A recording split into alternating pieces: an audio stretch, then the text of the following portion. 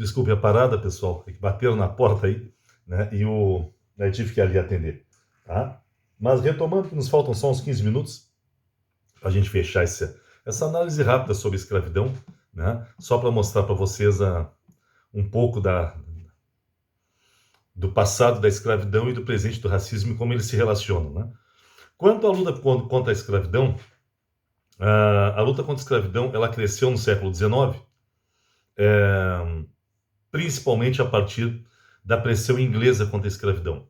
A Inglaterra estava no século XIX encaminhando, estava na transição entre a primeira e a segunda Revolução Industrial. E a Inglaterra precisava de mercados consumidores.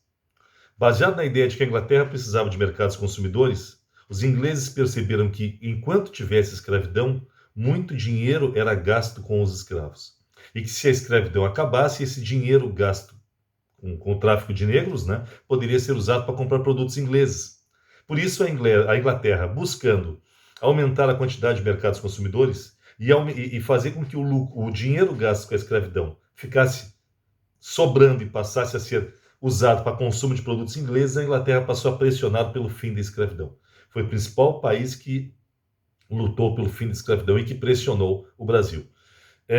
O Brasil vai adiar enquanto pode o fim da escravidão. Quando nós fizemos a independência do Brasil, por exemplo, em 1822, a Inglaterra ela fez algumas exigências para reconhecer a independência do Brasil. Qual foi uma das exigências da Inglaterra para reconhecer a independência do Brasil? O Brasil teria que acabar com o tráfico negreiro. A Inglaterra nem exigiu o fim da escravidão. A Inglaterra exigiu o fim do tráfico negreiro. O Brasil se comprometeu a acabar com o tráfico negreiro. Só que nós vamos levar 28 anos para acabar com o tráfico negreiro. A independência foi em 1822 e só acabamos com o tráfico negreiro em 1850, quando foi feita a Lei Eusébio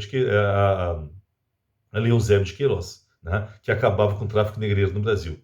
1850. E mesmo assim nós só fizemos Eusébio de Queiroz em 1850, porque em 1845 a Inglaterra fez uma lei muito pesada chamada Lei Bill Aberdeen, onde a Inglaterra se dava o direito de aprisionar navios negreiros onde eles estivessem. A carga seria retida pela Inglaterra, os negros seriam devolvidos para a África às custas do país para o qual eles estavam indo. E os comandantes seriam julgados na Inglaterra segundo leis inglesas.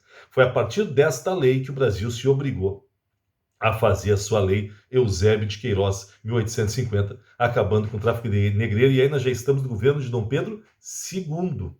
Né? Já estamos com Dom Pedro II em 1850. Depois a Inglaterra vai continuar pressionando, e não só a Inglaterra. Um grupo de pensadores humanistas do mundo inteiro vão passar a pressionar o Brasil pelo fim da escravidão. O iluminismo é anti-escravidão. O liberalismo é contra a escravidão. Né? Iluminismo e liberalismo são contra a escravidão. E passam a pressionar fortemente o Brasil para acabar com a escravidão. Além disso, os trabalhadores que começaram a vir em maior quantidade para o Brasil, principalmente para trabalhar em lavouras de café, que são os imigrantes passaram a se revoltar contra a escravidão também e passaram a não aceitar trabalhar em lugares onde os negros fossem escravos. Então houve uma luta também dos imigrantes que estavam chegando, principalmente do governo, a partir de Dom Pedro I, os imigrantes, aumentando com Dom Pedro II, os imigrantes passam a pressionar pelo fim da escravidão no Brasil também. Além disso, nas cidades brasileiras, começam a se formar sociedades abolicionistas. Não só de negros, mas sociedades abolicionistas com brancos, com mulheres, com homens. Né? E essa luta contra a escravidão, ela chega inclusive aos jornais, onde nós vamos ter famosos abolicionistas envolvidos com jornalismo. Né? Destacaria, por exemplo, o José do Patrocínio, Joaquim Nabuco, né? E a própria literatura se volta contra a escravidão. Temos que destacar o homem da poesia condoreira, Castro Alves, né? Com seus poemas contra a escravidão, o jovem baiano Castro Alves. Então nós temos todo um movimento. Não foi do nada que a Isabel libertou os negros. Havia um movimento mundial de luta contra a escravidão e que no Brasil se fortalece muito no século XIX. Mesmo assim, Dom Pedro II não faz a abolição. Dom Pedro II não concordava com a escravidão, deixou claro em inúmeros momentos que achava a escravidão desumana e que a escravidão não era uma característica de uma nação que se queria civilizada, mas Dom Pedro II segundo a análise dele, né, ele não acabava com a escravidão porque ele sabia que, se acabasse com a escravidão, perderia o apoio da elite rural ao seu governo. Que foi o que aconteceu. Quando finalmente foi assinada a Lei Áurea, um ano depois, a elite que apoiava o governo dele passou a apoiar a proclamação da República e proclamou a República junto com os militares. Um dos motivos, essa elite não admitia a abolição da escravatura.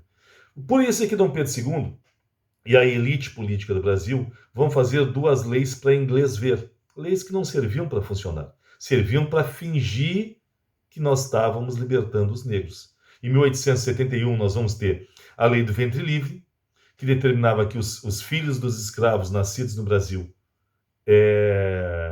eram livres, só que o dono do escravo ele tinha duas opções.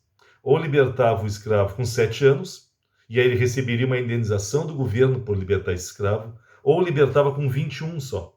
Né? Ele podia escolher libertar com 21, e ele não receberia indenização do governo. Ali não funcionava em nenhum dos dois casos. Primeiro, porque não tinha fiscalização. Né? Resultado, se o filho do escravo fosse liberto com 7 anos, quem é que ia fiscalizar isso? Na prática, acontecia que o dono do escravo fingia libertar ele e continuava escravizando. E se ele escolhesse libertar com 21, era pior ainda, porque ele sabia que só tinha 21 anos para escravizar. Provavelmente esse escravo não chegaria aos 21 anos.